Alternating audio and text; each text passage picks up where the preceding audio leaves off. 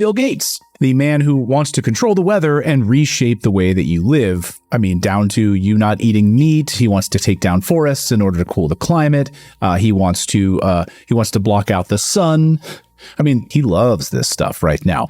And this isn't some conspiracy stuff. This is fact. This is exactly what he's been doing. It's happening right now, and it's connected to something much bigger than just hurricanes and climate solutions. So stick with me here on this. Reshaping the way you live through weather manipulation is what Bill Gates wants to do. So let's start with this. Back in 2009, Bill Gates puts his name on a patent for controlling hurricanes. Yes, you can't make this stuff up. On hurricanes, watch.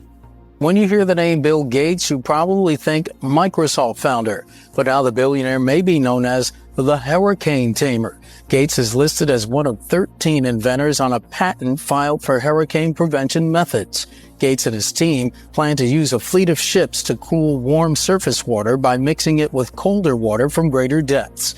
They hope this will sap energy from growing storms, leading to weaker, less devastating hurricanes. What could go wrong when Bill Gates becomes a hurricane tamer and does it under the auspices of trying to downsize the level of this? He also wants to minimize the effects of the sun as well. That's another patent we've talked about. He actually has said that. This is not crazy talk. You know Bill Gates, Microsoft, super rich. Well, now he wants to dim the sun. Good Lord, trust the major benefactors of wasteful consumer capitalism to sit around and ponder how to reduce the damages caused by wasteful consumption and arrive at literally dimming the sun. I want to use a balloon to send a small amount of aerosols out in the atmosphere, which will reflect sunlight away from Earth. Rather than perhaps considering just reducing wasteful consumption. Well, we couldn't do that. That would be very bad for the economy. Well, you mean this economy? You mean that economy? You mean the economy where giant corporations and giant governments actively and deliberately destabilize huge parts of the world and artificially induce poverty and desperation so they can get cheaper labor and resources, where they use those resources to create products deliberately designed not to last, so we have to keep buying more so they can keep making more and selling more, because more waste equals more revenue, which means bigger GDP, and according to the silly rules of our silly game, bigger number is gooder number. Thing is, the economy doesn't actually create value, at least not for humanity, does it? It creates waste. Waste of value. That is quite literally the opposite of creating value. It also creates globally unprecedented degrees of wealth disparity. And go figure that the wealthiest, most powerful people in the world that derive all their wealth and power from the way the system currently is are so unwilling to change the way the system currently is that they'd rather make an enemy out of reality itself. I call this enemy the sun. Bugs that are ground into a food slurry for humans sounds like the plot of a dystopian sci-fi novel? Well, it's because it does. But Bill Gates' bug philanthropy does not stop there. In 2021, the Gates Foundation donated more than $2 million to an insect farm in Kenya called InsectiPro. They mostly use organic waste to raise fly larvae, flies, which they're using to create animal feed. Yeah, exactly that. Because they try to look down, they don't like light. They're going to go through the holes in your hand. Oh! Yes, that is right. Even if you would never eat insect protein directly, soon, instead of eating a grass-fed steak, you could be eating an insect-fed steak and not even know about it. Yum! They also raise crickets for human consumption, and this farm is just one of many already in mass production, raising over 1 trillion bugs a year to feed both animals and humans. But bug food biolabs and insect farms aren't the only things Bill is doing to eradicate meats. So there's this company that was funded by the Bill and Melinda Gates Foundation. They released 50,000 genetically modified mosquitoes. For what purpose? I don't know. But now, for the first time in 20 years, malaria has entered Florida. Hey, malaria. But the conspiracy is the new mosquitoes that he introduced were supposed to kill mosquitoes that carried malaria. And so they were specifically designed to combat those diseases. So we haven't had a case of malaria in the U.S. in over 20 years. And since they released these mosquitoes, so far from what I know, there's been 5 cases of malaria, 4 in Florida and 1 in Texas. A swing and a miss, Bill. A swing and a miss. Stop messing with the bugs and stop doing all this stuff. Quit going after the Titanic. Quit touching the mosquitoes. Leave everyone alone. You know, Bill Gates also owns like the majority of all farmland. in the He owns US. a lot. Yeah, that's crazy. It's Like, yeah. why? You've all heard the conspiracies and rumors regarding Bill Gates, right? He mentioned today in a statement that he is going to be giving away $200 billion. You heard me. $200 billion. And shutting down his entire foundation by the year 2045. There are claims being made that he's already dumped $100 million into healthcare, poverty, and even education. This was a statement Bill Gates made regarding the closing of his foundation. Take a listen to this. This amazing organization with amazing partnerships, I want to maximize what they can do. And I have no doubt there will be rich people in the future. Even today, there's many people richer than I am. A very humble sounding Bill Gates in that clip. But I know the question on everyone's mind, like it's on my mind. Why now? Why are you choosing right now to give away $200 billion? The claim is he already dropped $100 billion on great causes. Those are great causes: education, poverty, helping people. And he wants to double down and drop another $100 billion on that. So, like I said, my question is, why now? Bill Gates did not invent anything. The basic program was made by some mathematics professors in a college. The Office operating system was by a software engineer, and he bought it for $50,000. He's built the empire by creating patents on software. And the first WTO meeting in Singapore gave him tax concessions, which is why all the IT industry moved to India.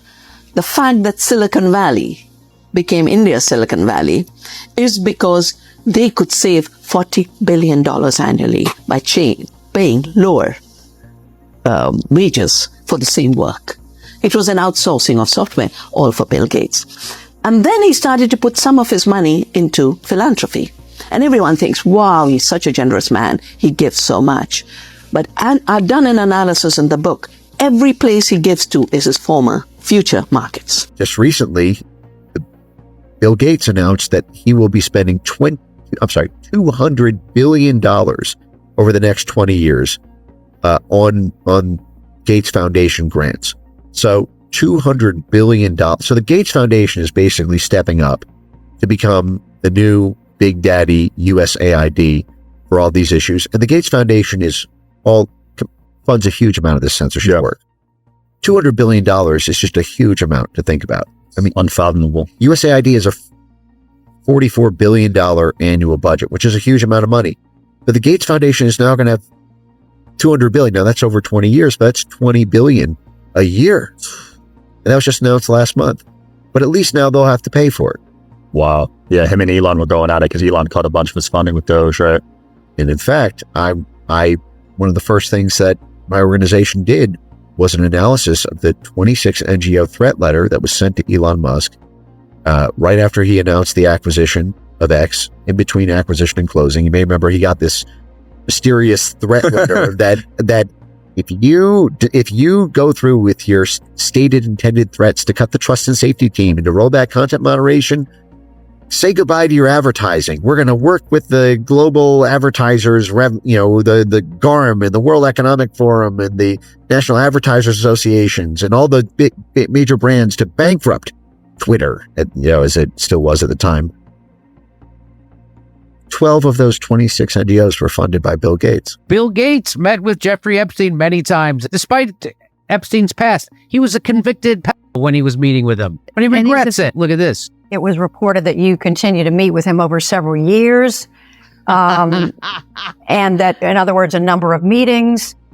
What did you do when you found out about his background? Now, he did not see this question coming because Bill Gates funds the PBS NewsHour. Did you know that? They didn't have a science report, so he just gave them a bunch of money. So now her salary is paid in part or large part by this guy. So that's why he's willing to come on this show, because he did not think that they were going to confront him over his Jeffrey Epstein garbage. And she did. Well, I've said I regretted having those dinners. And there's absolutely nothing new on that. There's nothing new on that. Is there a lesson for you, for anyone else looking at this? Well, he's dead. So, in general, you always have to be careful. Because you could end up dead asking these kinds of questions. You see him? See that tight? He's dead.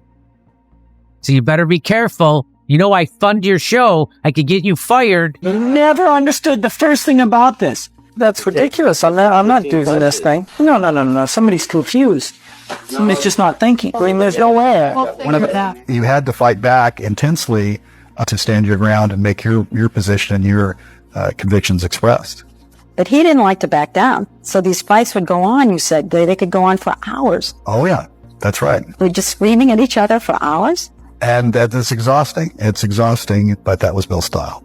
Alan was miserable and felt he was being marginalized. And then things got a lot worse. He got cancer. One night he passed by Gates's office and overheard him talking with Steve Ballmer. What were they saying? They were basically talking about how they were planning to dilute my share down to almost nothing. And it was really a shocking and disheartening moment for me. You were sick? Well, I think I was still probably in the middle of radiation therapy. For the first time in 4 decades, an American company broke ground on a next-generation nuclear power plant in the U.S.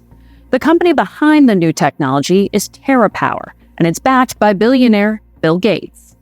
Nuclear power is carbon-free, which means it doesn't emit the greenhouse gases scientists link to climate change. And Gates is building a plant in Wyoming at a cost he estimates will be $10 billion. TerraPower's new reactor uses liquid sodium rather than water for cooling, which the company says makes nuclear power cheaper, safer, and more efficient. We spoke with Gates just after he'd broken ground. How many more of these do you have planned? And what's that going to depend on? We have discussions with utilities about building 10s of these, but we really only have huge impact and success if we get past 100. So Wyoming has to open before you do these, or? We can start 4 or 5 in parallel. The final approval from the Regulatory Commission is out there in 2030.